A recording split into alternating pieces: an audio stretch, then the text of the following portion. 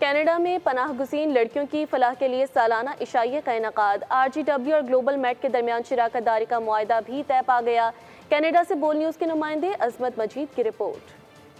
پناہ گزین لڑکیوں اور خواتین کی بہبود کے لیے سرگرم کینیڈین رجسٹرڈ چیریٹی تنظیم ریفیوجی گرلز ورلڈ وائڈ کی جانب سے کینیڈا میں سالانہ عشائیے کا انعقاد کیا گیا۔ تقریب میں کمیونٹی لیڈرز، ممبران پارلیمنٹ، سٹی کونسلرز، ڈاکٹرز، کاروباری شخصیات اور تنظیم کے ڈونرز نے بڑی تعداد میں شرکت کی۔ عالمی تنظیم کے مطابق ترکی کے بعد پاکستان دنیا کا دوسرا بڑا ملک ہے جہاں پناہ گزینوں کی تعداد تقریباً 3 ملین تک پہنچ چکی ہے۔ RGW کے شریک بانی فیصل یوسف نے بتایا کہ تنظیم نے پاکستان میں ایک اسپتال بھی قائم کیا ہے۔ دنیا کے 10 سے زائد ممالک میں خواتین اور بچوں کے لیے مختلف فلاحی منصوبوں پر کام جاری ہے۔ ہم نے پاکستان میں پچھلے سال اپنا پہلا اسپتال کھولا تھا، الحمدللہ اس کی سکسیس کی وجہ سے ہم 10 اور ملکوں میں بچیوں کے علاج، عورتوں کے علاج کے لیے ہم سینٹرز کھول رہے ہیں۔ تو آج کی ڈنر کی وجہ سے وی گونا ٹیک آور بزنس ٹو نیکسٹ۔ تقریب میں RGW اور گلوبل میٹ کے درمیان شراکت داری کے معاہدے پر دستخط ہوئے۔